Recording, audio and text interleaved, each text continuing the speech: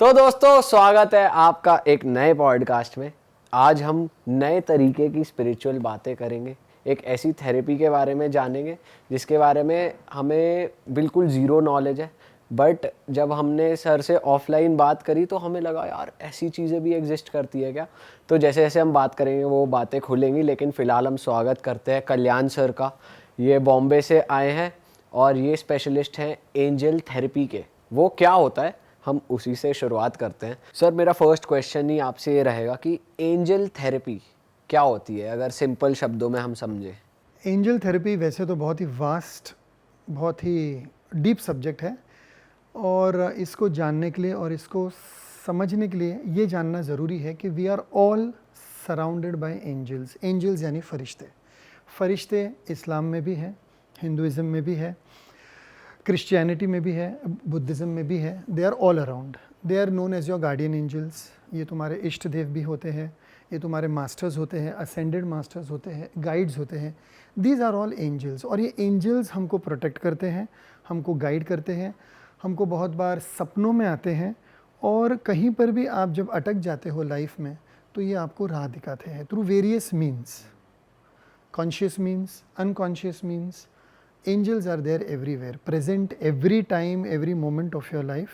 और हर एक का अपना अपना एक गार्डियन एंजल है। एक हो सकते हैं, कभी दो हो सकते हैं, कभी चेंज हो जाते हैं। 2-3 साल के लिए कोई एक गार्डियन एंजल होगा, 2-3 साल के बाद कोई और गार्डियन एंजल होगा। हमारे में, अपने कल्चर में, अपनी कुल देवी अपने गार्डियन एंजल है, अपने कुल देवता अपने गार्डियन एंजल है, अपने इष्ट देवता अपने गार्डियन एंजल है। वास्तु देवता ले लो, स्थान देवता ले लो, ग्राम देवता ले लो। एक एक ग्राम का, एक एक विलेज का भी एक देवता होता है। वो भी उस ग्राम का, उस स्थान का, और जहाँ पर भी जो लोग वहाँ पर रहते हैं उनके गार्डियन एंजल हो गए। तो ये लोकल गार्डियन एंजल्स बहुत है और ये हमें प्रोटेक्ट करते हैं। जैसे अभी एक नई फिल्म आई थी कंतारा, उसमें भी आपने देखा था कि कंतारा में वो लोकल गार्डियन एंजल थे और जब उनको नहीं माना गया, या जो भी स्टोरी थी, what ever, just a part of it. So this is angel therapy. और इसका थेरेपी का मतलब है थ्रू वेरियस टूल्स, जैसे labyrinth, cards, pendulums, crystals, essentials oils. हम एंजल्स के साथ में कनेक्ट करते हैं। और एंजल्स के साथ में कनेक्ट करने के बाद में, connect in the sense in the spiritual realm, connect होने के बाद हम उनको सवाल पूछते हैं, गाइडेंस के लिए हम उनका मार्गदर्शन मांगते हैं और हमें वो आंसर्स आते हैं।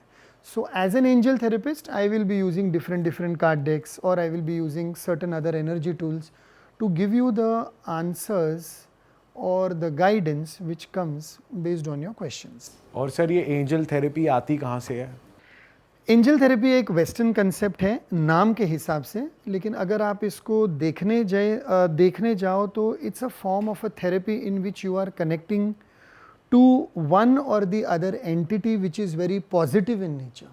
तो अगर आप गणेश जी से कनेक्ट कर रहे हो तो भी वो एक गार्डियन एंजल हो गए, आपके विघ्नहर्ता हो गए। अगर आप अपनी कुलदेवी से कनेक्ट कर रहे हो तो वो भी आपकी गार्डियन एंजल हो गई, माता जी हो गई। तो मैंने उसको इंडियनाइज भी थोड़ा किया हुआ है, एंजल थेरेपी नाम दिया है, but it is Indian and western. But the concept comes from western science. It is based on the angelic realm, जो 7 रेल्म होते हैं, रेल्म 1, रेल्म 2, रेल्म 3 एक्सेट्रा। और इनमें जो कार्ड्स यूज़ होते हैं they are known as angel cards. Angel cards है, angel tarot cards है, ओरिकल कार्ड्स है। एक बहुत ही इंपॉर्टेंट है, ग्रीक और एंशियंट एथेंस सिविलाइजेशन में पहले ओरिकल हुआ करते थे। जैसे there was one oracle of Delphi. Oracle of Delphi को जब वो ट्रांस में जाती थी तो उनको गाइडेंस मिलता था कि क्या होने वाला है। तो सारे किंग्स, जनरल्स वगैरह उनके पास जाके उनको सवाल पूछते थे कि हम ये वॉर को लड़ने जा रहे हैं, क्या नतीजा होगा। एक हॉलीवुड की फिल्म आई थी 300, बहुत पहले, बहुत सालों पुराने, 300। उसमें भी वो दिखाया गया है कि देयर इज़ दिस ओरिकल, और वो ट्रांस में ऐसे ऐसे घूम रही है, कुछ ना कुछ वो कर रही, बोल रही है। और जैसे ही उसको जाके वो हीरो पूछता है तब वो जवाब देती कि तुम्हारे पास 300 ही लोग हैं, तुम ये वॉर नहीं जीतोगे, but you will fight till the end and you will be remembered in history. तो उसको बोलते हैं oracle. So oracle card reading, angel card reading, angel tarot card reading, elemental reading, guardian angel reading, archangel power reading, ये सब एक forms है angel therapy के, जिसमें हम लोग अलग अलग एनर्जी से कनेक्ट करके उसका सोल्यूशन ढूंढते हैं। बट सर जैसे कहा जाता है, जैसे गणेश जी हैं हमारे कुल देवी हैं या ग्राम देवता हैं, तो हमें थेरेपी लेके उनसे हेल्प लेने की ज़रूरत क्यों है? वो तो वैसे ही इतने पॉजिटिव इन नेचर हैं और वो तो वैसे ही हमारा अच्छा चाहते हैं, हमारे एंजल हमारे को गाइड करने ही आए हैं। एंड ऑल्सो क्योंकि वो हमें एनीवेज गाइड कर रहे हैं। अगर फरिश्ते जैसे आपने बोला गाइडेंस हर किसी के होते हैं, तो वो anyway they are guiding us and helping us. तो थ्रू दिस थेरेपी आप उनसे सिर्फ कनेक्ट करते हैं या क्या Q&As होते हैं and they directly get in touch with us? होता क्या है इसके थ्रू फिर? देखो, अंडरस्टैंड वन थिंग, कोई भी गाइडेंस आपको बिना पूछे और बिना मांगे नहीं मिलेगा। कोई भी गाइडेंस, कोई भी हो। लोग इतने मंदिर जाते हैं, मस्जिद जाते हैं, चर्च जाते हैं, गुरुद्वारा जाते हैं to pray. Prayer is a form of asking for guidance. Bible में भी लिखा गया है, ask and you shall receive. हम जब तक पूछेंगे नहीं, हम जब तक पूजेंगे नहीं, हम जब तक वर्शिप नहीं करेंगे, अलग अलग धर्मों की बात कर रहा हूँ, जैसे हम लोग पूजा पाठ करते हैं, कोई और प्रे करता है, कोई और मेडिटेट करता है, बुद्धिज़्म में चांट्स होते हैं। Unless and until you follow a spiritual practice, how can you connect to that essence of that energy? अगर आपको गणेश जी से भी कनेक्ट करना है, you are going to pray to Ganesh ji, you are going to meditate on his name, you are going to chant his name, या आप उनका मंत्र स्टडी करोगे, वक्रतुंड महाकाय सूर्यकोटि समप्रभ निर्विघ्नं कुरुम देव सर्वकार्येषु सर्वदा, माता जी का बोलोगे या जय माँ काली बोलोगे, जो भी। So there are various forms of connecting with this energy. और एनर्जी से कनेक्ट, एनर्जी यानी ऊर्जा, एसेंस ऑफ दैट एंटिटी, उनसे कनेक्ट करने के लिए जो भी आप मार्ग अपना रहे हो, whatever path you are taking is personal. कोई अलग अलग मार्ग से उनसे कनेक्ट करेगा और कोई। और जैसे अभी आपने सवाल पूछा कि उनके पास जाने की ज़रूरत क्या है, वो तो ऑलरेडी पॉजिटिव है। पॉजिटिव तो वो है सबके लिए, लेकिन इतना कुछ दुनिया में हो रहा है, so many things are happening. It means we as humans, हम लोग जो इंसान के रूप में आए हैं, हमको अपने लाइफ लेसन्स सीखने हैं, अपने कर्मों को चुकाना है। We have to learn certain things. और वो जब डिफ़िकल्टी, जब वो परेशानियाँ, जब वो अड़चनें जब एक साथ आ जाती है, तो हमें उनसे कनेक्ट करना बहुत ज़रूरी हो जाता है। ऐसे तो हम लोग सब कनेक्टेड है। We believe in the concept of we are one. We are one का कंसेप्ट है, consciousness is one, but there is duality. There is a positivity and there is a negativity. There is energy which can be used in positive ways, there is energy which can be used in negative ways. जब भी मैं energy की बात करता हूँ तो मेरे रोंगटे खड़े हो जाते हैं। यू कैन सी रोंगटे खड़े हो गए, बिकॉज एनर्जी का वो एक एसेंस ही है कि जब आप कनेक्ट करना चाहते हो तो it can connect to you beautifully. And once you are connected through various means, are you misusing that energy or are you using that energy for the higher good? ये सवाल बहुत important है। And human nature है, duality nature है, misuse भी होता है और मिसयूज़ नहीं भी होता है। So to answer your question, everything is there, सब कुछ दिया गया है, प्लेटर है पूरा। तुम क्या चुन रहे हो, तुम कैसे चुन रहे हो और तुम कौन सा मार्ग अपना रहे हो, वो बहुत इंपॉर्टेंट है। बेसिकली थ्रू एंजल थेरेपी हम अपने फरिश्ते को एक्टिव कर देते हैं। Yes, you activate the energy, you activate their essence in yourself. Bholenath है, वो तो भोले है, लेकिन जब उनको श्रद्धापूर्वक याद करोगे तो उनके जो गुण हैं उनको आप अपने एसेंस में एक्टिवेट करोगे। And to answer your question कि हम इसको थेरेपी के रूप में क्यों ले, therapy is just a western word. हम इसको कोई हिंदी शब्द भी दे सकते हैं, लेकिन जब हम थेरेपी का नाम देते हैं तो इसका ये मतलब हो गया कि हम इसका एक सेशन ले रहे हैं, हम इसका गाइडेंस दे रहे हैं, हम सवाल जवाब Q&A कर रहे हैं। क्योंकि Q&A तो आपको हर फील्ड में करना होगा। डॉक्टर के पास जाओ, जब तक आप अपने सिम्टम्स नहीं बताओगे और वो आपको सही सवाल नहीं पूछेगा और आप उसका सही जवाब नहीं दोगे, you will not get the cure, you will not know the symptoms. Q&A वहाँ पर भी होगा, Q&A शादी के लिए भी होगा, भाई तुमने कितनी पढ़ाई की है, कितना कमाते हो, कहाँ के रहने वाले हो, क्या है। Q&A सब्जी वाले के साथ भी होगा, भैया आज ये टमाटर तो तुम्हारे सही नहीं है, आज तो भाव इतना ज़्यादा है। और Q&A भगवान के साथ भी होना ही है। Q&A तो हर जगह होना है और वो Q&A बहुत इंपॉर्टेंट है। दैट गिव्स यू कि आप कैसे सवाल पूछ रहे हो। आप मुझे कैसे सवाल पूछेंगे वैसे ही मैं आपको गाइडेंस दे पाऊंगा। I am just the channel. जवाब मैं नहीं दे रहा हूँ, गाइडेंस मैं नहीं दे रहा हूँ, सोल्यूशन मैं नहीं दे रहा हूँ। In fact I don't even use the word solution. बहुत बार जब मैं न्यूज़पेपर में ऐड देता हूँ इन चीज़ों का और वहाँ पर अगर आ गया find solutions through angel therapy, सारे न्यूज़पेपर वाले वो ऐड रिजेक्ट करते थे। ये 2015, 16, 17, 18 की बात है। Don't use the word solution, use the word guidance. Solution तो कोई नहीं दे सकता है, सोल्यूशन ऊपर वाला ही देता है और कर्म जैसे है वो तो चुका नहीं है। लेकिन इन माध्यमों से, एस्ट्रोलॉजी हो, रेकी हो, प्राणिक हीलिंग हो, वास्तु हो, एंजल थेरेपी हो, टैरो कार्ड रीडिंग हो, इन माध्यमों से हम अपनी एनर्जी को, ऊर्जा को एक्टिवेट करते हैं. That is the right word, you activate. And sir if I ask you कि टैरो और एंजल थेरेपी में क्या डिफरेंस है मेन, क्योंकि दोनों में ही एंजल्स के थ्रू ही आप गाइडेंस लेते हो, जैसे कि आपने बताया इसमें भी वही है. राइट. ये बहुत ही अच्छा सवाल है और यहाँ पर बहुत ही सटीक स्पेसिफिक डिफरेंस है. पहली बात तो जो ओरिजिनल टैरो है, राइडर वेट का जो टैरो कार्ड डेक आता है, उसमें 78 कार्ड डेक्स होते हैं. वो एंजल टैरो नहीं, वो टैरो ही है. That is around for 700 years और मोर. वो तो बहुत है.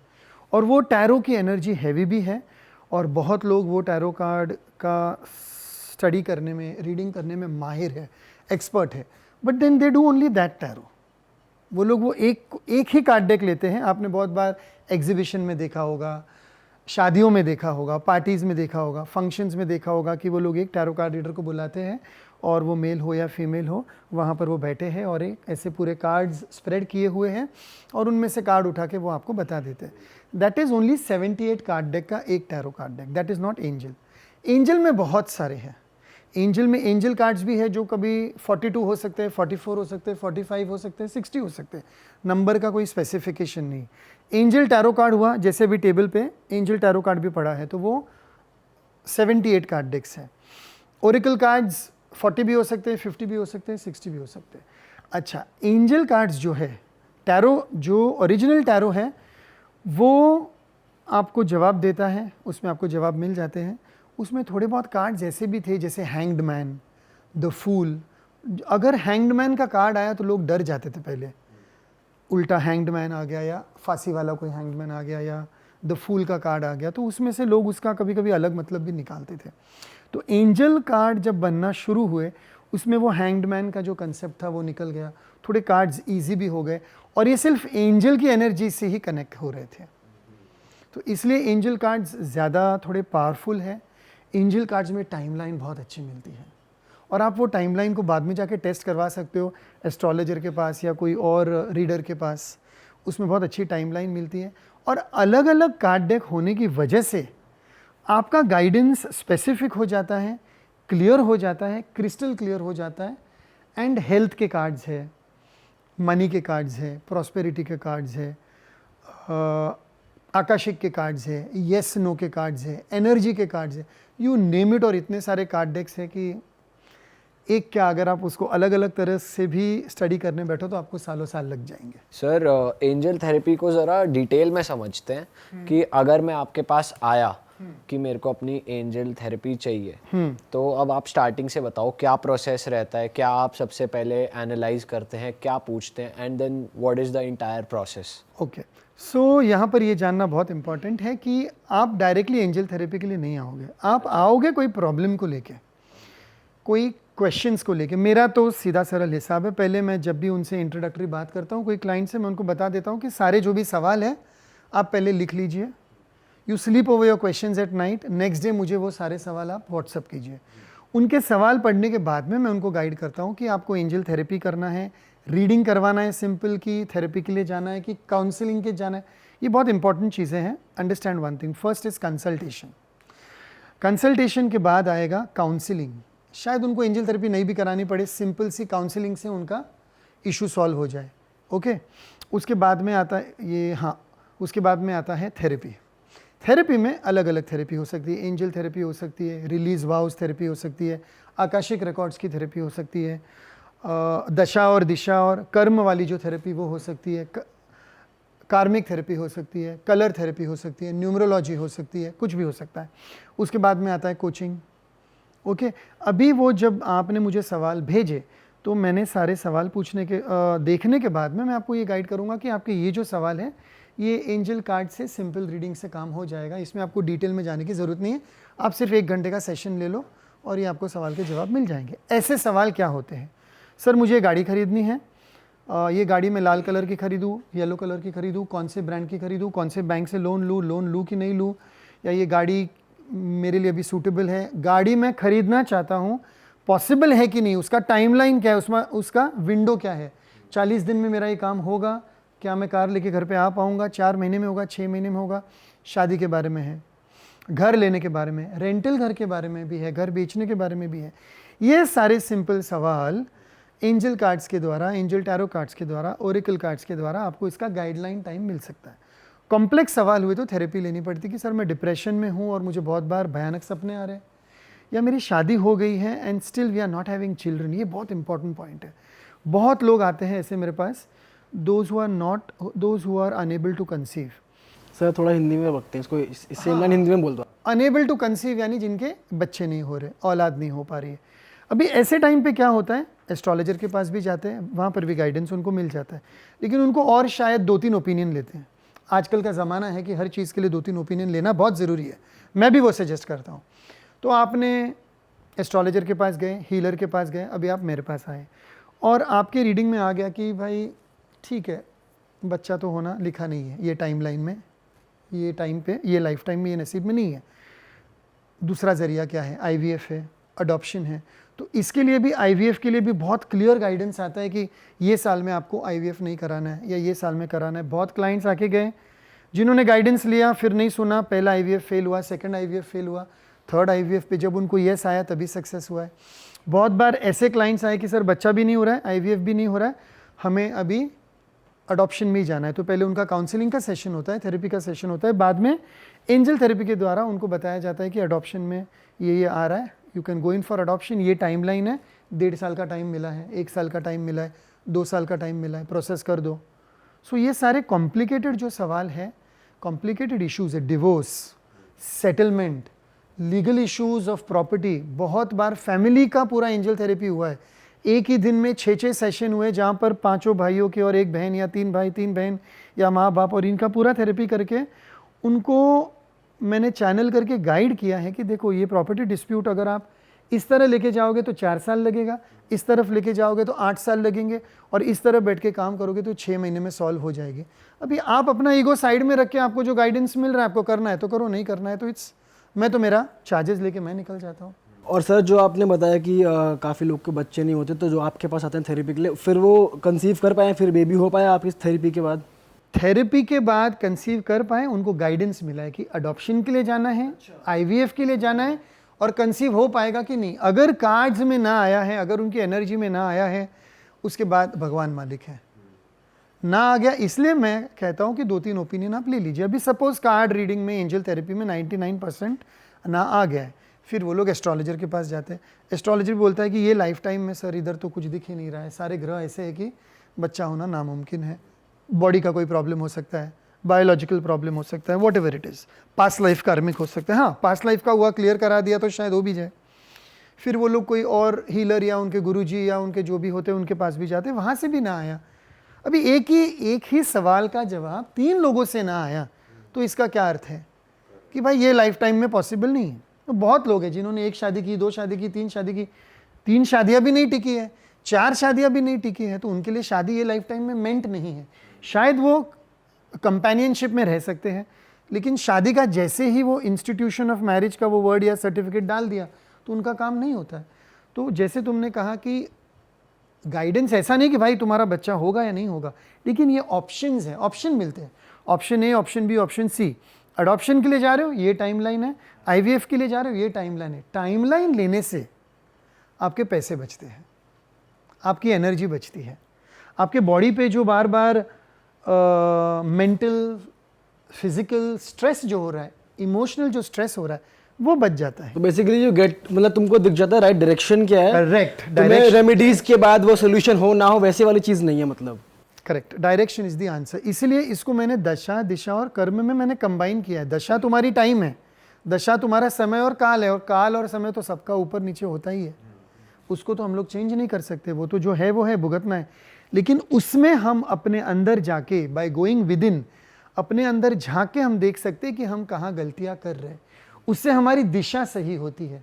और जैसे तुमने शब्द वापरा है डायरेक्शन, डायरेक्शन के 2 मायने हैं। डायरेक्शन एक तो तुम्हारा direction north, south, east, west जो भी है, वास्तु से जो पता चलता है, कभी कभी ये थेरेपी से भी पता चलता है। और दूसरा डायरेक्शन का मतलब है तुम्हारी लाइफ कौन से डायरेक्शन में जा रही, तुम अपनी लाइफ सही डायरेक्शन में जी रहे हो कि नहीं, तुम्हारा लाइफ पर्पस क्या है। तुमको बनना था डॉक्टर, तुम बन गए इंजीनियर, तुमको बनना था फोटोग्राफर, तुम बन गए कुक, ओके वो जो तुम्हारा लाइफ पर्पस है वो अगर कभी मैच नहीं होता है तो बहुत बार तुम्हारी दशा दिशा मिक्स हो जाती, और तुम्हारे दशा और दिशा के ऊपर तुम्हारे कर्म बेस्ड है।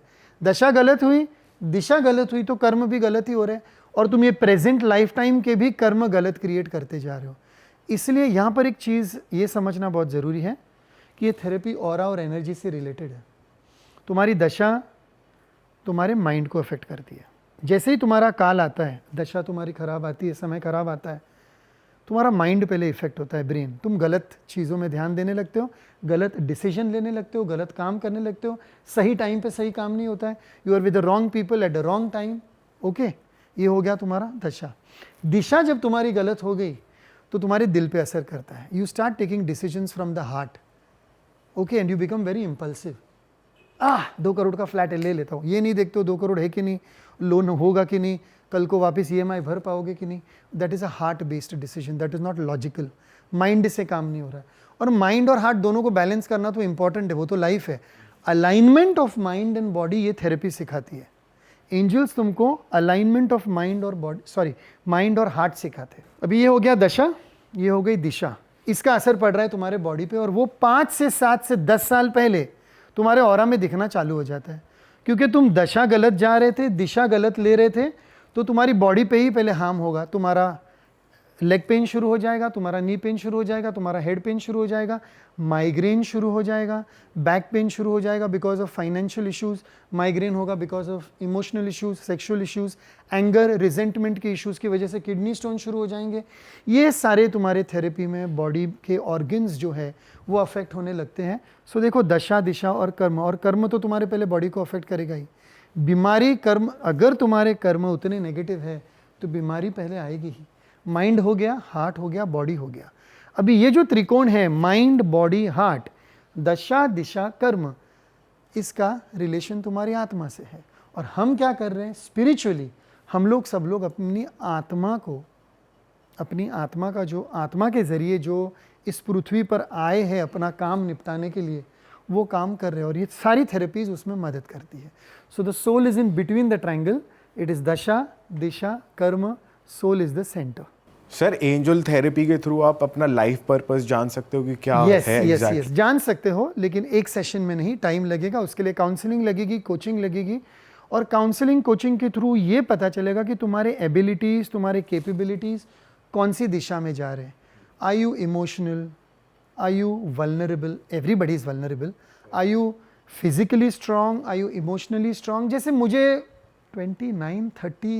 30 people up till now I've consulted in my life, right from basin Daruwalla in the 90s, जिन्होंने मेरी पत्रिका, जिन्होंने मेरा काउंसलिंग वो टाइम पे किया था जब वो 3 महीना वेट लिस्ट होती थी वो ज़माने में। I hope you people remember basin Daruwalla, he was one of the very famous astrologers in India. वो टाइम से मुझे कहा गया था, बेटा तुझे सिखाना है, तुझे ट्रेनिंग करनी है, तेरा गिफ्ट कम्युनिकेशन का है, तेरा बुध स्ट्रांग है, तुझे सिखाना और टीचिंग का ही काम करना है, वही तेरा लाइफ पर्पस है।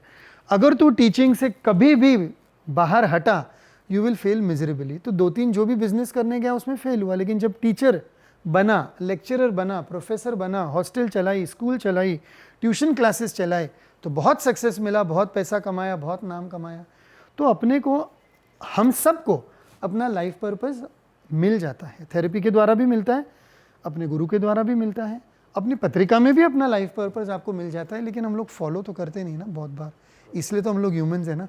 सर, बहुत सी बार जब हम किसी एस्ट्रोलॉजर के पास जाते हैं, किसी वास्तु कंसल्टेंट के पास जाते हैं, तो वो आपका घर देख के या आपके चार्ट पढ़ के मोस्टली मोटा मोटी पूछ लेते हैं, आपकी लाइफ में ऐसा चल रहा है क्या, आपके साथ ऐसा हो रहा होगा क्या, तो वो आगे से 4 बातें बता देते हैं। क्या एंजल थेरेपी में भी ऐसा होता है कि आपको पहले पता चल जाता है? Yes, the answer is yes. आप जो सवाल करेंगे उससे पहले का आपका जो भी पास्ट या present, whatever you are going through, पता चल जाता है, पकड़ में आ जाता है।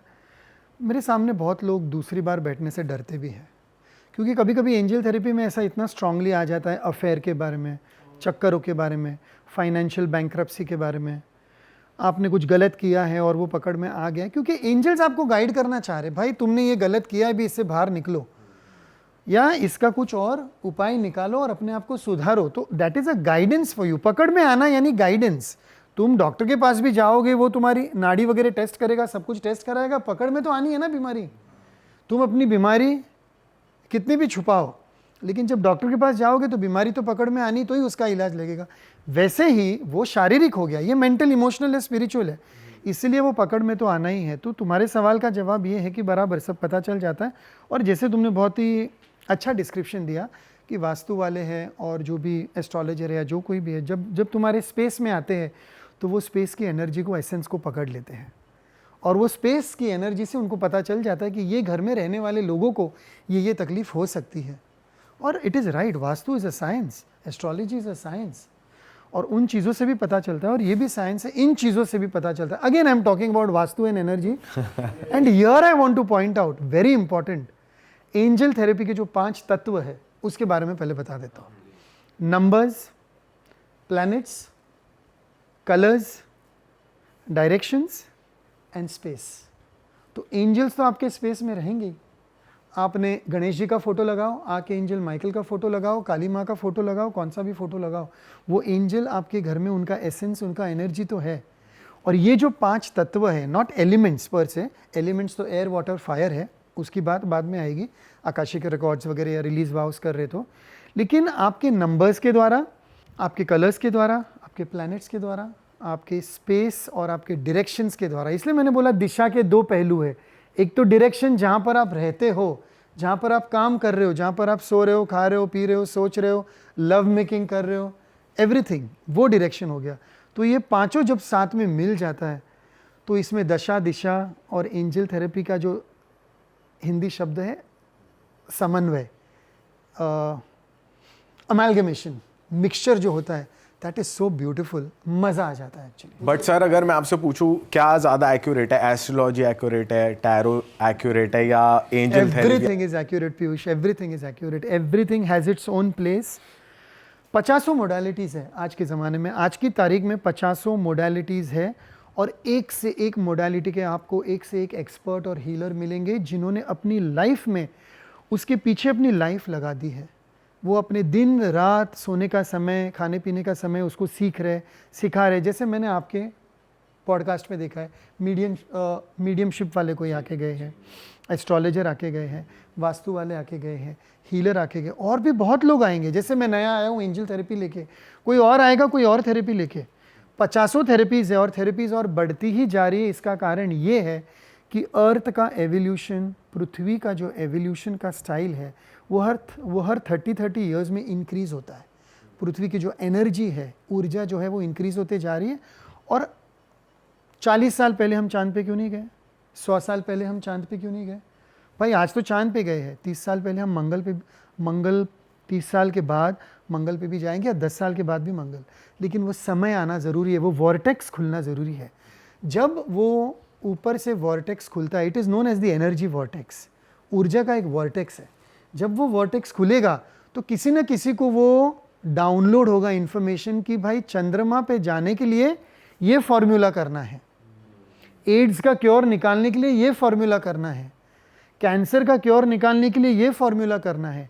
पेनिसिलिन कैसी डिस्कवर हुई थी, वो करते गए, मैं उनका नाम अभी नहीं याद कर पा रहा हूँ, जो भी साइंटिस्ट थे, करते गए और फिर उन्होंने सोचा कि बहुत हो गया, मैं अभी एक ब्रेक लेता हूँ, और अपने दोस्तों के साथ हॉलीडे पे चले गए। और वो जो उनकी वो साइंटिफिक लैंग्वेज में वो डिश होती है, पेट्री डिश, उसमें उन्होंने कुछ केमिकल्स और वो सब ऐसे ही डाल के रखे थे और वो ऐसे ही छोड़ के चले गए। जब वो 4-5 दिन के बाद आए तब वो पता चला कि उन्होंने जो केमिकल वहाँ पर डाला था, वो केमिकल में कुछ 5 दिन में रिएक्शन होके उसने वो जो भी वो बीमारी थी उसके वायरस या बैक्टीरिया को खा लिया था, और वो पेनिसिलिन डिस्कवर हो गई। उनको वहाँ से वो डाउनलोड हुआ। यूरेका करके जोर से बाथ टब में से नंगे होकर आर्किमिडीज क्यों भागे? कि उनको उस टाइम पे कुछ डाउनलोड हुआ, उनको सोल्यूशन मिल गया। अलेक्जेंडर ग्रैहम बेल को जब वो टेलीफोन की आइडिया आई, वो डाउनलोड हुआ। तो अभी डाउनलोड का जो ज़माना है, 2 मिनट में आप पिक्चर डाउनलोड कर रहे हो ना, 30 साल पहले कर पाते थे? नहीं कर पाते। पूरी पिक्चर, 3 घंटे की पिक्चर आप 2 मिनट में, 5 मिनट में डाउनलोड कर रहे हो। इतना सारा डेटा डाउनलोड कर रहे हो। वो सब इंफॉर्मेशन टेक्नोलॉजी 30 ईयर्स में जो डेवलप हुई है, और जो 30 ईयर्स के बाद डेवलप होगी, उसके बारे में तो आप सोच भी नहीं सकते हो। तो वैसे ही ऊपर से इन्फॉर्मेशन डाउनलोड आता है, वो डाउनलोड आपके सबकॉन्शियस माइंड में आएगा, कॉन्शियस माइंड में आएगा और आपको कुछ ना कुछ रास्ता मिलेगा। जैसे जब मैं अपने आकाशिक रिकॉर्ड्स क्लियर कर रहा था, मुझे एक चीज़ डाउनलोड हुई, ऑरा क्लीनिंग एक्सरसाइज। सर एक बार आप ऑडियंस के रेफरेंस के लिए आकाशिक रिकॉर्ड्स क्या होता है वो थोड़ा सा बता दो अगर। आकाशिक रिकॉर्ड्स, जैसे हम बोलते हैं कि जब यमदूत आता है, जब काल आता है और तुम्हारे सारे चिट्ठा कच्चा चिट्ठा खोलता है, कर्मों का हिसाब होता है, उसी तरह आकाशिक रिकॉर्ड्स यानी एक एनर्जी फील्ड है, डिवाइन एनर्जी फील्ड है जो स्पेस और कॉन्शियसनेस में है। उसको हम मेजर नहीं कर सकते। पृथ्वी तो ये रही, बाकी 9 ग्रह ये रहे, लेकिन और भी मिल्की वे है, गैलेक्सी है, ब्रह्मांड है, वास्ट है। उसमें पूरा एक डिवाइन एनर्जी फील्ड है, ऊर्जा का फील्ड है, जिसमें ये सारे रिकॉर्ड्स है। जो आया है, जो आने वाला है, जो आके गया है, जिसने क्या कर्म किए हैं, पॉजिटिव नेगेटिव, इनका सारा कच्चा चिट्ठा। ओके, हमने तो बाद में डाउनलोड करके अपने अपने हिसाब से, अपने अपने कल्चर के हिसाब से, अपने अपने देश के हिसाब से, अपने अपने धर्म के हिसाब से उसको ये कर दिया है, सेग्रीगेट कर दिया है, लेकिन पूरा कॉन्शियसनेस में तो सारा रिकॉर्ड सेम है। भूकंप आके वो क्या एक ही पर्टिकुलर धर्म के लोगों के लिए भूकंप नहीं आ रहा है, एक ही धर्म के लिए लोगों के, एक ही कल्चर के लोगों के लिए कोई फ्लड नहीं आ रहा या बाढ़ नहीं आ रही, वो तो सब जगह आती है। वैसे ही कॉन्शियसनेस तो सब जगह है, पेड़ पौधे सब जगह उग रहे हैं, फल फ्रूट भी सब जगह उग रहे हैं, एनर्जी सब जगह है। ये जो कॉन्शियसनेस का फील्ड है, आप इसको टैप कर सकते हो। ये भी अभी अभी 30 सालों में डाउनलोड हुआ है। आप मेडिटेशन के द्वारा, गाइडेंस के द्वारा और अपने सबकॉन्शियस माइंड के दरवाजे खोलने के द्वारा आकाशिक फील्ड से कनेक्ट होकर आप अपने रिकॉर्ड्स क्लियर कर सकते हो। आपको थोड़े थोड़े स्टेटमेंट्स यूज़ करने, गाइडलाइंस यूज़ करने, किसी क्वालिफाइड सर्टिफाइड थेरेपिस्ट के द्वारा ये हो सकता है। अच्छा सेशन होता है क्लियरिंग का। नॉर्मल क्लियरिंग होती है, फाइनेंशियल क्लियरिंग होती है, इमोशनल क्लियरिंग होती है, लव की क्लियरिंग होती है, हेल्थ की क्लियरिंग होती है। तो बेसिकली आप वहाँ अपोलोजाइज करते हो कि आपने किसी, जैसे फाइनेंशियल क्लियरेंस है, आपने किसी का पैसा मारा है या नुकसान करा, तो यू अपोलोजाइज। अपोलोजाइज का कंसेप्ट तो फिर वो रिलीज वाउस का हो जाएगा। वाव यानी कोई मन्नत, कसम, फॉल्स प्रॉमिस, ओथ, प्रण, ये जो अगर आपने लिया हुआ है और वो आपने नहीं निभाया है इस कर्म में या पुराने कर्म में या प्रेजेंट लाइफ टाइम में, तो वो वाव रिलीज होता है, तो वो आप उसमें फॉरगिवनेस करते हो। और फॉरगिवनेस तो सब जगह ज़रूरी है। आकाशिक रिकॉर्ड में आप जाके खाली रिकॉर्ड क्लियर करते हो, यानी मेंटली आप विजुलाइज करके, इमेजिनेशन करके वहाँ से वो पन्ना टेयर कर देते हो कि भाई ये पन्ने में मैंने नेगेटिव किया था, मैं आज इसका मुझे अवेयरनेस हो गया है। सबसे इम्पॉर्टेंट बात ये कि आप उसके बारे में सचेत हो गए हो। अवेयरनेस का कोई हिंदी वर्ड बट वो क्लियर कैसे हुआ फिर? अवेयर होना ही क्लियर। अवेयर होना यानी क्लियर है। अवेयरनेस का मतलब क्या है? अवेयरनेस का एकदम डीप मतलब है एनलाइटनमेंट। एनलाइटनमेंट तो बहुत बड़ा कंसेप्ट है, मोक्ष पाना, निर्वाण पाना, लेकिन awareness is one step of enlightenment. Mindfulness is another step. मैं तुमसे बात कर रहा हूँ, अगर मैं तुमको पूरा ध्यान देके, पूरा तुम्हारी तरफ देख के, तुम्हारी आंखों में आंखें डाल के, बॉडी लैंग्वेज से तुमसे मैं कॉन्वर्सेशन कर रहा हूँ, I am being mindful to you, I am being aware to you, that is also an awareness. और वो अवेयरनेस क्या हो जाता है? अपने दोनों का कॉन्वर्सेशन वो लेवल का हो जाता है कि जहाँ पर फॉल्सिटी नहीं है, प्रिटेंस नहीं है।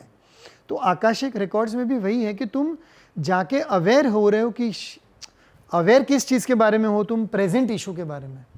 तुम पास्ट में क्यों जा रहे हो? क्या क्लियर करने जा रहे हो? कि तुमने जो प्रेजेंट में रायता फैलाया हुआ है उसको तुम जाके पास्ट में क्लियर कर रहे हो। थेरेपी के लिए क्यों आ रहे हो? क्योंकि तुम्हारे पास्ट में कुछ गड़बड़ हो गई है और तुम उसको क्लियर करना चाहते हो, इसलिए आ रहे हो। एस्ट्रोलॉजर के पास क्यों जा रहे हो? क्योंकि तुम्हारा काम बनते बनते रुक गया, शादी होते होते बेटी की रुक गई या शादी टूट गई, मंगनी टूट गई, तो तुम वो क्लियर कराने जा रहे हो। वो एनर्जी जिसकी वजह से मंगनी टूटी, वो एनर्जी जिसकी वजह से डिवोर्स हो रहा है, वो एनर्जी जिसकी वजह से बच्चा नहीं हो रहा है, वो एनर्जी जिसकी वजह से कर्ज होके घर बार बिकने पे आ गया है, तुम वो एनर्जी का एसेंस क्लियर करने जा रहे हो। Everything in life is clearing. How? Take a breath, अंदर रख पा रहे हो, यू हैव टू रिलीज। ये क्लियरिंग हो गया।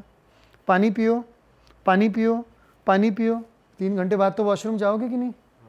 खाना खाओ, खाना खाओ, खाना खाओ, जाओगे कि नहीं? गर्मी का सीजन है, बारिश आएगी कि नहीं? Everything in nature is duality. Creation, clearing, creation, clearing. WhatsApp का डेटा फ़ोन में जमा करते जाओ, करते जाओ, करते जाओ, 5 साल 10 साल फ़ोन कॉन्क हो जाएगा, डेड हो जाएगा, हैंग हो जाएगा। क्लियर करना ही पड़ेगा ना रात को। every day you are clearing energy, every day, every moment you are clearing energy. What day? Every moment you are clearing energy. अभी जो मैंने 28 मिनट 20 मिनट पहले बोला वो पास की एनर्जी में चला गया, अभी उसमें मैंने कुछ गलत बोला होगा, तो अगर मुझे उसका रात को अवेयरनेस आया जब मैं मेडिटेशन में बैठूंगा, और अगर मुझे अवेयरनेस आ गया यार यहाँ पर ये शब्द नहीं यूज़ करना था, तो मैं जल्दी से मेरे मेडिटेशन में उसको जाके क्लियर करूँगा, तो मेरी तो ऑरा और एनर्जी क्लियर हो गई, क्योंकि मैं ये फील्ड में हूँ। लेकिन बहुत लोगों को इसके बारे में पता नहीं है, गाली दे दी, कल मैं तुमको पैसा दूंगा बोल दिया लेकिन पैसा दिया नहीं, उसके साथ में कुछ अपशब्द वापर लिए, तुमने एनर्जी क्रिएट तो कर ली लेकिन तुमको उसका अवेयरनेस नहीं, तो तुम क्लियर नहीं कर पा रहे हो। और जब क्लियर नहीं कर पा रहे तो ऐसा समझो कि एक प्याज है, और वो प्याज में जो लेयर के ऊपर लेयर के ऊपर लेयर है, तुम अपने ऑरा में वो लेयर्स क्रिएट करते जा रहे हो। और इसीलिए अपना ऑरा क्लीन करना, एनर्जी क्लीन करना, डुअलिटी है सब। सर अगर किसी ने Creation, deletion. फॉल्स होप्स दिए हैं या वादे ठोक दिए हैं, जाके उससे फिर माफ़ी मांग ली, तो वो भी क्लियर में काउंट नहीं होगा? फॉरगिवनेस क्लियरिंग है, रिलीज करना क्लियरिंग है, आंखों के आंसू, पछतावा होना, रोना, वो भी एक क्लियरिंग है। It is all a part of clearing and life is clearing. तुम अपने लाइफ में जितना क्लियर करते जाओगे, दिवाली में अपना घर क्यों क्लियर करते हो, क्रिसमस में अपना घर क्यों साफ करते हो, नवरात्रि में क्लियरिंग क्यों करते हो, ये सब कंसेप्ट्स उस समय आ गए थे कि ताकि तुमको एक टाइमलाइन दे दी जाए। नहीं तो अपना बस तो चले तो हम तो अपना घर भी साफ ना करें, कुछ भी ना करें। पर सर ऐसा होता है ना कि कुछ गलत कर्मा किया है तो ऐसा कहते हैं कि आपको उसको भोगना ही पड़ेगा। यस यस, आपके साथ बुरा होएगा। तुम ये सवाल पीयूष बहुत बार सब लोगों को पूछते हो, मैंने नोट भी किया है और इसका जवाब एक ही है पीयूष, जो भुगतना है वो भुगतना ही है, but you can reduce, you can replenish, you can decrease the degree of suffering. Degree जो है सफरिंग का, 100% सफर करना है, 50% सफर करना है, 25% सफर करना है, ये तुमको विल पावर दिया गया है। क्यों? कहावत है सब जगह, you are the creator of your own destiny. Marathi में कहावत है, तू चाहे तुझ्या जीवनाचा शिल्पकार। कहीं पर बोला गया you are the architect of your own destiny. तुमको भगवान ने आर्किटेक्ट, क्रिएटर, ये शब्द क्यों बोले हैं? क्योंकि तुमको जब जन्म दिया गया था, तुम्हारी आत्मा का जो कुछ भी है, जब तुम आए थे पृथ्वी पर, तब उतना कॉमन सेंस, उतनी ऊर्जा और उतनी एनर्जी तुम्हारे अंदर डाल दी थी। अभी जैसे जैसे तुम बड़े होते गए, वैसे वैसे तुम आजू बाजू में जैसा माहौल देख रहे हो, वैसे वैसे तुम ग्रो हो रहे हो, वैसे वैसे तुम सीख रहे हो। तो तुम्हारे लिए वो इम्पॉर्टेंट है जानना। तो कर्मों को तो चुकाना ही है, लेकिन जब अवेयरनेस कर्मों का आ जाता है, देखो तुमने एक लड़की को धोखा दिया या किसी लड़की ने एक लड़के को धोखा दिया, ठीक है, दूसरी बार भी तुमने वैसा किया, तीसरी बार भी तुमने वैसा किया, अब ये तुम्हारा पैटर्न बन गया इस लाइफ टाइम का। इस पैटर्न को चुकाने के लिए, इसका कर्ज चुकाने के लिए, इसका भुगतान करने के लिए तुम आओगे, तुमको एक बार कोई धोखा देगा, दूसरी बार धोखा देगा, तीसरी बार धोखा देगा, तीसरी बार तुम आखिर में थक हार के भगवान के पास जाओगे, मेरे साथ ही क्यों हो रहा है भाई? ये तेरे साथ इसलिए नहीं हो रहा है क्योंकि तू बहुत बड़ा साधु है या तूने कुछ, ये तेरा कर्म अभी तुझे इस मोड़ पे लेके आया है कि अभी तुझे ये चुकाना है। और जब वो पछतावा होने लगता है, जब रोने धोने लगते हो, पूजा पाठ करने लगते हो, चांटिंग करने लगते हो, हनुमान चालीसा पढ़ने लगते हो, माँ काली को याद करते हो और किसी को याद करते हो, तब आहिस्ता आहिस्ता वो एनर्जी क्लियर होते जाती है और तुमको अपने कर्मों का पछतावा होता है। तो वो टाइम पे तुमको वो मौका दिया जाता है, चांस दिया जाता है, तुम्हारे लाइफ में अपॉर्चुनिटीज आती है कि तुम अपनी सफरिंग को कम कर सकते हो। और इसका power of choice, the term is power of choice, तुमको दिया गया है।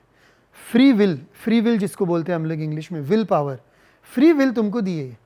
तो उस फ्री विल के समय there is this thin line, वो फ्री विल को मिसयूज किया तो तुम सुइसाइड में जाते हो, डिप्रेशन में जाते हो, एंग्जाइटी में जाते हो, नर्वस ब्रेकडाउन हो जाता है, ड्रग्स लेते हो, बहुत सारा सेक्स करते हो, बहुत खाते हो, कुछ भी करना है अति करने लगते हो, वो फ्री विल को मिसयूज करते समय।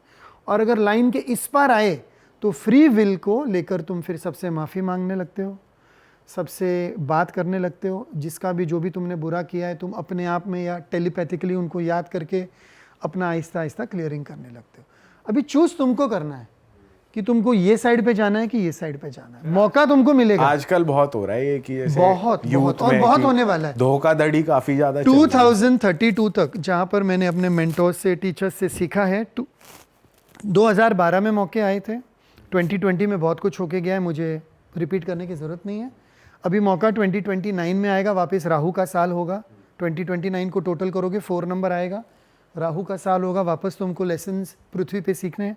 क्या बुरा होने वाला है सर, अगर आप बता। बुरा नहीं होगा, लोगों को और अवेयरनेस आएगा, बिकॉज बुरा कुछ नहीं होता। बुरा तो अच्छा बुरा अगेन डुअल कॉन्सेप्ट है। तुम्हारे लिए जो बुरा हुआ वो मेरे लिए अच्छा हुआ ना।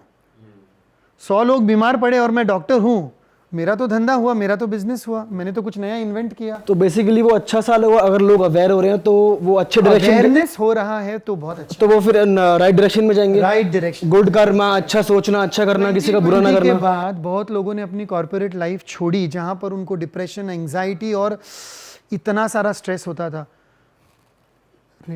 एक्टिव कपल्स 30-35 के कपल्स बॉम्बे छोड़ के नासिक गए, पालघर गए, फार्मिंग कर रहे, ऑर्गेनिक फार्मिंग सीख रहे। क्यों? बिकॉज उनमें अवेयरनेस आ गया कि हमको ये लाइफ नहीं जीनी थी, हम तो ये लाइफ में गए थे कॉर्पोरेट में। सब लोग नहीं, बहुत लोगों ने अपना बिजनेस अगर जिनका वाइंड अप हुआ है तो they've gone into some other field. किन लोगों के हॉस्टल्स, रेस्टोरेंट्स, बिजनेस बंद हो गए तो उन्होंने कुछ और सीख लिया। तो अवेयरनेस तो आएगा ही, 2029 में आएगा, और 2032 में जो अवेयरनेस आएगा, which according to a lot of spiritual teachers, according to a lot of mediums, gurus, whether वो इंडिया के हैं, अब्रॉड के हैं, कहीं के भी है, 2032 the golden period will begin once again, जिसको हम लोग गोल्डन पीरियड बोलते हैं। कि आज अगर अवेयरनेस, पहले अवेयरनेस 10% लोगों में था, उसके बाद 25 हुआ, और अभी कम से कम 40% लोग अवेयरनेस में चल रहे हैं। 2032 में this ratio will be approximately 70 to 80%। आज तुम लोग जो भी काम कर रहे हो, you are spreading awareness, you are youngsters. तुम लोग तो इंजीनियरिंग नहीं कर रहे हो, तुम लोग तो डॉक्टरी नहीं कर रहे हो, तुम लोग तो कोई गवर्नमेंट सर्विस में या इसमें ऐसे तो सोच के नहीं जा रहे हो कि भाई चलो ये कर लेते हैं, गवर्नमेंट सर्विस मिल जाएगी, आराम से खाएंगे पिएंगे बस अपनी। You are doing something new which was unheard of 10 years ago, 20 years ago। और तुम इसके बाद भी देखना, 4-5 साल के बाद, पॉडकास्ट के बाद, दिल बी समथिंग न्यू जिसके तुम लोग क्रिएटर होंगे। हम तो अभी हुए नहीं, क्योंकि हमारी जनरेशन अलग थी। I am like 49 now, you must be 20, 25, 30, what ever your age is. और इसके बाद जो एज ग्रुप आ रहा है, वो लोग कुछ, उनको तो सब ऑलरेडी डाउनलोडेड, सब रेडीमेड ही मिला हुआ है ना, वो लोग कुछ और भी कर पाएंगे। सही बात है। तो सर आप जो बात कर रहे हो, आप तो मतलब जैसे हमने सुना है कि कलयुग में और लोग नास्तिक होंगे, इंसान को खाएगा, it's gonna be very scary. तो आप तो उल्टा ही बता रहे हो, ऐसा लग रहा है सतयुग शुरू होने वाला है 2032 देखने का नजरिया है। आई कॉल दिस पर्सपेक्टिव, देखने का नजरिया है। एंड मेरे वेबसाइट पे भी लिखा हुआ है, चेंजिंग परसेप्शंस ट्रांसफॉर्मिंग लाइव्स। मुझे जिस दिशा में जाना है, मुझे जो गली में जाना है, मैं उसी का रास्ता पूछूंगा। मुझे वो गली में जाना ही नहीं तो मैं उसका रास्ता क्यों पूछूंगा? जब मुझे बुराई की तरफ, बर्बादी की तरफ, नेगेटिविटी की तरफ, टॉक्सिक एनर्जी की तरफ जाना ही नहीं है, तो मैं उसके बारे में क्यों पढूं, क्यों देखूं? इसके पहले तुम्हारे कोई पॉडकास्ट में बात चल रही थी, मैंने सुना था कि तुमने कोई सवाल किया था कि जब एक साथ एक लोग बहुत एक साथ में ही मर जाते हैं तो उनका क्या तुम बोल रहे हो? वो तो अलग अलग टाइम पे पैदा हुए थे, उनका क्या है? स्पिरिचुअलिटी में उसका नाम है कलेक्टिव कॉन्शियसनेस। जब कॉन्शियसनेस जमा हो जाता है एक ही जगह बहुत सारे लोगों का, और वो एनर्जी इतनी टॉक्सिक और नेगेटिव हो जाती है, तो वो एनर्जी को कहीं ना कहीं फूटना ही है। तो वो एनर्जी फूट जाती है, तो उसमें जो भी लपेटे में आ जाते हैं वो समय, तो वो चले जाते हैं। बड़ी दुख की बात है, but it is known as collective consciousness. हम चारों यहाँ पर बैठे हैं, या 10 लोग जो भी बैठे हैं, हम अभी नेगेटिव अफर्मेशन चालू कर देते हैं, नेगेटिविटी की बात करना चालू कर देते हैं। हम अपनी एनर्जी, ऊर्जा और अपनी बातों के द्वारा, ये जो लाइट के बल्ब है उनको फोड़ सकते हैं। इतनी नेगेटिव बातें हम कर सकते हैं, इतनी ऊर्जा क्रिएट कर सकते हैं कि बल्ब फूट जाएंगे, कांच फूट जाएंगे, कैमरा टूट जाएगा। It is proven by science, इसके लिए कोई रॉकेट साइंस नहीं है। और यहाँ पर कोई बीमार इंसान को लाके बिठा दो और उसको इतनी पॉजिटिव एनर्जी भेजो, आप दोनों हाथ ऐसे करके या मेंटली, टेलीपैथिकली उससे बात करो, पॉजिटिविटी उसके ऊपर डालते जाओ, डालते जाओ, डालते जाओ, उसके बॉडी के सेल्स इतने वाइब्रेट करने लगेंगे और इतने एक्टिवली शुरू हो जाएंगे कि 10%, 15% इमीडिएटली, आधे पौने घंटे में आप वो एनर्जी उसकी मेजर कर सकते हो। ऑरा मशीन से मेजर कर सकते हो। अभी तो साइंस ने ऑरा मशीन भी बनाई है।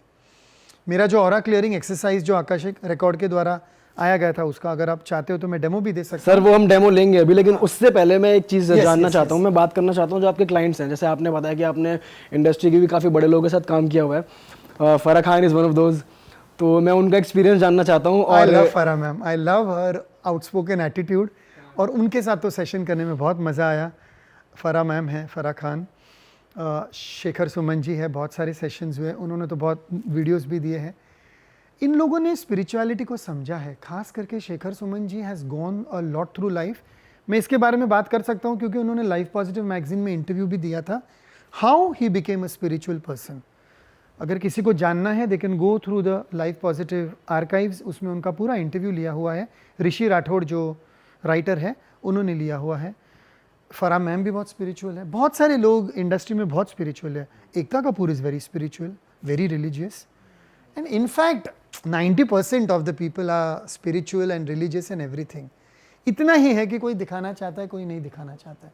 एनीवे, बाय द वे, आपका सवाल क्या था? मेरा सवाल ये था कि फरा मैम को क्या दिक्कत आ गई जो आपको उन्होंने बुलाया, और क्या बात बनी फिर वो बताओ। वो तो उन्होंने वीडियो दे दिया है, वो आप वीडियो देख लीजिए ऑन कैमरा। तो मैं वो सेशन में क्या हुआ डिस्क्लोज नहीं कर पाऊंगा। प्राइवेसी और कॉन्फिडेंशियलिटी बहुत इंपॉर्टेंट है, लेकिन उन्होंने वीडियो में कहा है कि उन्होंने क्यों, हम लोग कैसे कनेक्ट हुए, कब कनेक्ट हुए और क्या हुआ। You can watch that video. तो वो हम डिस्क्रिप्शन में अपडेट कर देंगे। हाँ, और शेखर सुमन जी का जो वीडियो है वो तो उन्होंने 2 बार 3.5 मिनट का वीडियो दिया है। हम लोग एक बार चंडीगढ़ गए थे, जीना सीखो फाउंडेशन, वहाँ पर भी उन्होंने काफ़ी अच्छी तरीके से बताया है कि उन्होंने तो इस तरह बताया जैसे कि ये ताश के पत्ते हैं और ताश के पत्तों के द्वारा कैसे कैसे आपकी लाइफ ट्रांसफॉर्म हो सकती है। बहुत अच्छी तरह से बताया, आप वो वीडियो देख लीजिए। मैं भी अपनी खुद की तारीफ में क्या करूँ। कुछ लाइव करते हैं जो आप कह रहे थे। आपका सवाल होना चाहिए। सवाल पूछेंगे ना हमारे बैठे हुए? पूछो पूछो पूछो, आप ही ने बोला है, आप ही पूछो। कुछ मुझे कुछ जानना नहीं है, सच आप पूछ लो ना कुछ भी। कुछ है कुछ भी कभी नहीं पूछो, जब भी सवाल करो कोई साइकिक से, कोई मीडियम से, कोई स्पिरिचुअल हीलर से, अपने गुरु से, अपने ईश्वर से, अपने परमात्मा से स्पेसिफिक पूछो। मंदिर में जाके हिम्मत बोलो भगवान कुछ भी दे दे, भगवान तुम्हारे ऊपर एक बड़ा सा पत्थर पटक देगा, चलेगा। सर कुछ करियर के राउंड ही कर लेते हैं। Be specific and be prepared. अच्छा, किसको पूछना है? Who wants to go? जैसे कहते हैं कि ट्रेंड चेंज होता रहता है। मैं यूट्यूब की बात कर रहा हूँ। बेसिकली स्टार्टिंग था, पहले ट्रेंड चल रहा था कि व्लॉग्स चल रहे थे, उससे पहले कॉमेडी स्केचेस था, और अब थोड़ा पॉडकास्ट का ट्रेंड आ रहा है। तो I really want to know कि ये पॉडकास्ट का जो ट्रेंड है कब तक चलेगा, हम लोग इसमें बूम कर पाएंगे, पीक तक पहुँच पाएंगे, नहीं पहुँच पाएंगे, या कितने आगे तक पहुँचेंगे? So let us make the question specific only to you. हम लोग नहीं बोलेंगे क्योंकि उन दोनों की एनर्जी अलग है। तुम्हारे बारे में बात करते हैं। सो दीपक, फ्रेम दैट क्वेश्चन कि मैं दीपक ये जानना चाहता हूँ कि मेरा यूट्यूब का ये जो पॉडकास्ट का काम है उसमें मेरी ग्रोथ क्या है, कहाँ तक है, और जो भी फ्रैंक आंसर आएगा वो मैं आपको गाइडलाइन के हिसाब से कब बता स्विच दूंगा। कर लेना चाहिए? तो मैं नाम लेके बोलूँ अपना? You just give me the question. वो तो अभी मुझे समझ में आ गया दीपक का क्वेश्चन है, मुझे कार्ड्स उठाने पड़ेंगे तो मैं कर लेता हूँ। तो मैं क्वेश्चन इज कि मैं चाहता हूँ कि मैं जानना चाहता हूँ कि जो हमारा काम है पॉडकास्टिंग, मेरा काम है, हमारा ही आएगा हमेशा। एनीवेज, तो मेरा क्वेश्चन ये कि ये जो पॉडकास्ट मैं कर रहा हूँ ये मैं कब तक कंटिन्यू करूँगा, और मैं इस पे पीक पे पहुँच पाऊँगा या नहीं पहुँच पाऊँगा? एंड ऑल्सो आज क्या पीक पे नहीं हो, इतने फेमस हो। ह्यूमन इज मतलब हम लोग कभी सेटिस्फाइड नहीं हो सकते, तो हमें ऐसा लगता ही है। तो और ऐसा भी कुछ मौका आएगा, टाइम आएगा, मुझे ये चेंज करना पड़ेगा अपना काम। ओके, ठीक है। मैं कार्ड्स लेना चाहूँगा तो माइक थोड़ा इधर उधर करके हिलाऊंगा। सो दीपक, मुझे सिर्फ तुम्हारे हाथ और लेग्स क्रॉस नहीं होने चाहिए। हाथ को क्रॉस नहीं करना है ऐसे, और लेग्स को क्रॉस नहीं करना है, नहीं तो एनर्जी ब्लॉक हो जाती है। सो मैं ये कार्ड डेक ले रहा हूँ, ओके। और अब टेबल छोटा है इसलिए मैं दूसरा मेथड अपनाऊंगा। I want you to pick a number between 1 to 33 and give me the number. अभी बताऊँ आप? हाँ, नंबर बताना है आपको। 28। 28, 1 2 3 4 5 6 7 8 9 10 11 12 13 14 15 16 17 18 19 20 21 22 23 24 25 26 27 28। ये हो गया आपका पहला कार्ड। अब तुम्हारा डेट ऑफ बर्थ बताइए। 3rd only March. The first. Third. 1 2 3। अब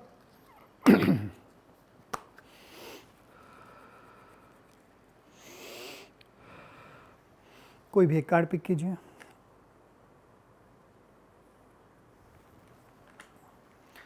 देखते हैं एनर्जी, ऊर्जा, एंजल्स आपके गाइडेंस के बारे में क्या बता रहे हैं और किस दिशा और दशा में आपको लेके जा रहे हैं।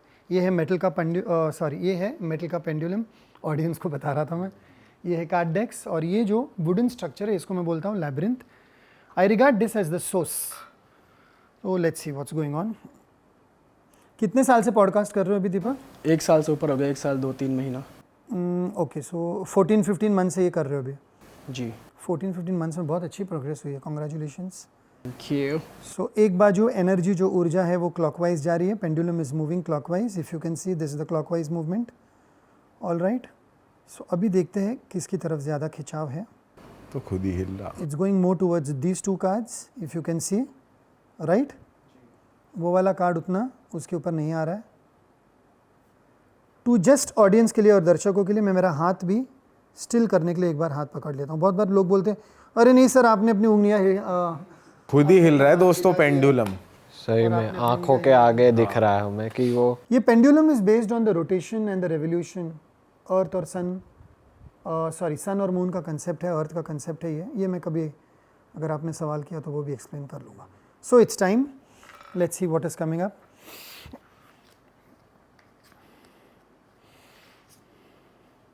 देखा?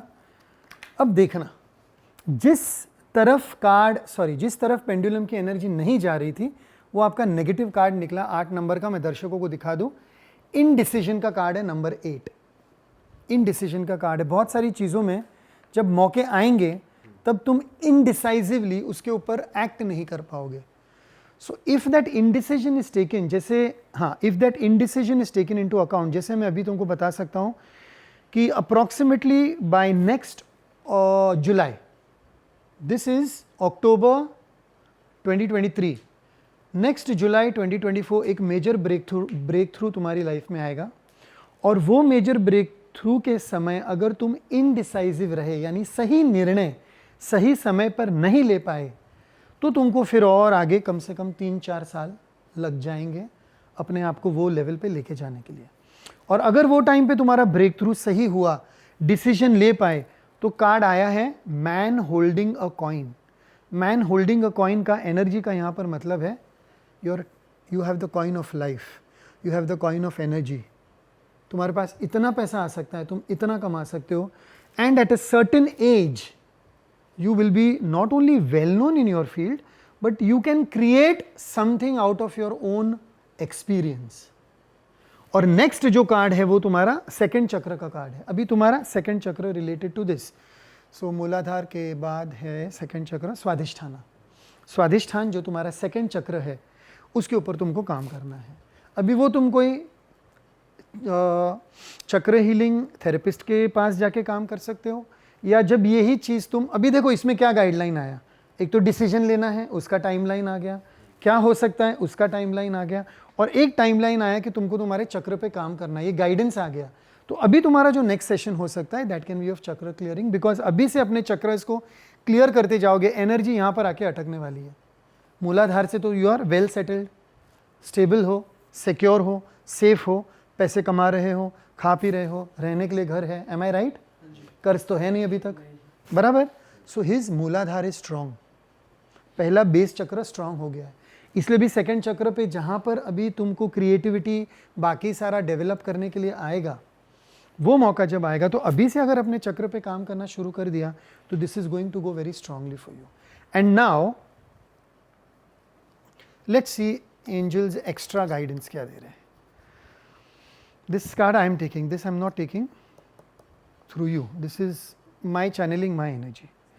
Trust your angels, let go of your expectations, how your dream will come through. तुमको बहुत बार अपने बारे में एक्सपेक्टेशन होते, एक्सपेक्टेशंस तुम कभी कभी करते हो कि ये हो जाए, ये कर दूँ, वो कर दूँ, थोड़ा एक्सपेक्टेशन को लो कर दो। गीता में कहा गया है, मैं क्या नया बोल रहा हूँ, भगवत गीता में श्री कृष्ण ने कहा है कर्म करो, फल की अपेक्षा मत करो। तुम्हारे लिए दीपक, कर्म करो, एक्सपेक्टेशन ज़्यादा मत रखना, ऑटोमेटिकली सब मिलते जाएगा। एक्सपेक्टेशन रखा तो इनडिसीजन में जाओगे, इनडिसीजन में गया तो डिले होते जाएगा। That is your guidance. तो to answer your question very specifically कि आगे तुम्हारा ग्रोथ कैसा है, ये तुम्हारा 8 महीने तक का गाइडेंस आ गया है कि तुमको जुलाई, 8 महीने नहीं, सॉरी ज़्यादा ही होंगे, अक्टूबर है ये, अक्टूबर, नवंबर, दिसंबर, जैन, फेब, मार्च, अप्रैल, मई, जून, जुलाई, 10 मंथ्स का गाइडेंस आ गया। जुलाई 2024 में तुम्हारा ब्रेक थ्रू है। आज रात को जाके डायरी में डेट के साथ में नोट कर लेना, जुलाई 24 में मुझे फ़ोन कर। वाह सर, जैसे अभी ये तो हो गया ना, पूरा कंप्लीट हो गया ना ये इसका इसका जो सवाल था वो हो गया। ये इस तरह का एक सवाल होता है, दर्शकों को बता दूं, एक सवाल इस तरह का होता है। कभी कभी एक सवाल में 5 मिनट लग जाते हैं, कभी कभी एक सवाल में 15 मिनट लग जाते हैं, और कभी कभी पता नहीं कितना टाइम, जैसे अभी कभी कभी 2-3 सेशंस लगते हैं।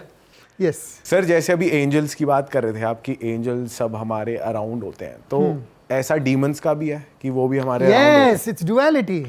अच्छा, एंड वो आपको हार्म कर सकते? नेचर का कंसेप्ट कितना ब्यूटीफुल है। We are all one consciousness, and in that consciousness to experience human life there is duality. Duality का मतलब है positive negative, love and fear. Positive is the energy of love, negative is the energy of fear. Positive is the energy of positive spirits, सही आत्माएं, सही entities, सही इष्टदेव। Negative is demons, जैसे इन्होंने बताया। तो डीमंस के अलग अलग प्रकार है, उसमें तो हम नहीं जाएंगे। राक्षस है, पिशाच है, जिन है, ये है, वो है।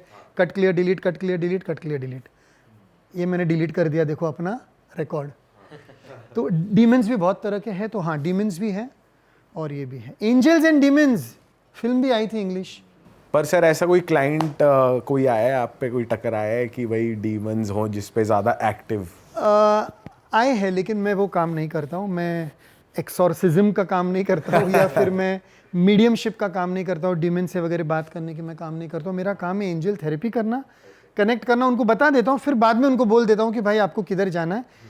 किसी को कोई गुरु के पास जाना पड़ता है, किसी को मीडियम के पास जाना पड़ता है, किसी को और कहीं जहाँ पर भूत प्रेत निकाले जाते हैं, या किन्हीं को दरगाह में जाना होता है, चर्च में जाना होता है, वो लोग जाके गाइडेंस मिल जाता है। मेरा काम है थेरेपी के द्वारा गाइडेंस करना, अवेयर करना और तुमको नेक्स्ट स्टेप दिखाना। वो नेक्स्ट स्टेप का मेरे पास हुआ तो मैं कर लेता हूँ, मेरी वाइफ के पास हुआ जो लाइट हीलिंग करती है, मिरर हीलिंग करती है, आपका बॉडी स्कैन करके हीलिंग करती है, उनके पास हुआ तो उनके पास भेज देता हूँ। नहीं तो मेरे कोई और भी जो पेयर ग्रुप है, हमारे ग्रुप में बहुत सारे ऐसे लोग रहते हैं जो अलग अलग काम करते हैं। हम लोग सब लोग अलग अलग ही काम करते हैं, तो उनके पास भेज देता हूँ। गाइडेंस सही होता है। जैसे आप गायनेकोलॉजिस्ट के पास गए और उसने बताया अभी आपका ये नसों का काम है, तो आपको न्यूरोलॉजिस्ट के पास जाना होगा, तो आप न्यूरोलॉजिस्ट के पास जाओगे। दांत का काम होगा तो डेंटिस्ट के पास जाओगे। वैसे ही इधर भी अलग अलग है। एक ही जन सब नहीं कर पाता है, उसके लिए लाइफ टाइम्स लग जाएंगी, सदियों लग जाएंगी। जैसे मैंने शुरुआत में कहा 50 मोडालिटीज़ है भाई, 4-5 मोडालिटी सीख ली, उसके मास्टर बन गए, उसके थोड़े से सो कॉल्ड एक्सपर्ट बन गए, बस हो गया। ज़्यादा मोडालिटीज़ में तो करने गए तो तुम खुद ही पागल हो जाओगे, क्योंकि इतना वास्ट सब्जेक्ट है स्पिरिचुअलिटी। ऑसम सर, मज़ा आ गया आपसे बात करके। और ये एक बहुत ही बढ़िया पॉजिटिव सा पॉडकास्ट था। थ्रू आउट हमारे फेस पे एक स्माइल थी। आई एम श्योर सुनते हुए ऑडियंस के फेस पे भी एक स्माइल बन रही होगी, क्योंकि ऑफ कोर्स हमारी एनर्जी आप तक पहुंच रही होगी। तो मैं हमारी ऑडियंस को बताना चाहूँगा कि अगर आपको सर से कनेक्ट होना है किसी भी तरीके की गाइडेंस के लिए, तो उससे जुड़ी सारी डिटेल्स डिस्क्रिप्शन में है। सर का यूट्यूब चैनल भी है, तो आप उसको भी सब्सक्राइब कर सकते हैं। सर का इंस्टाग्राम का लिंक भी नीचे है। ये सेशंस भी लेते हैं, ये सिखाते भी हैं। अगर आपको सीखने में भी इंटरेस्ट हो तो भी आप इनको रीच आउट कर सकते हैं। और सर, अगर आप बता सकते हैं अपनी फ़ीस, तो हमारी ऑडियंस के लिए थोड़ा क्लियर हो जाएगा। साइट पे सारे डिटेल्स हैं। नॉर्मली 1 घंटे का एक सेशन होता है, ऑनलाइन भी होता है, पर्सनल भी होता है। ऑनलाइन का थोड़ा कम चार्ज है, क्योंकि मुझे और आपको ट्रैवल नहीं करना पड़ता है। पर्सनल सेशन में दोनों को ट्रैवल करना पड़ता है, तो उसका चार्ज ज़्यादा है। यहाँ पर एक चीज़ है, आप डेफिनेटली वेबसाइट पे जाइए और वहाँ पर जो ऑरा क्लीनिंग एक्सरसाइज वीडियो दिया गया है 30 सेकंड्स का है, उसको आप ध्यान से कीजिए।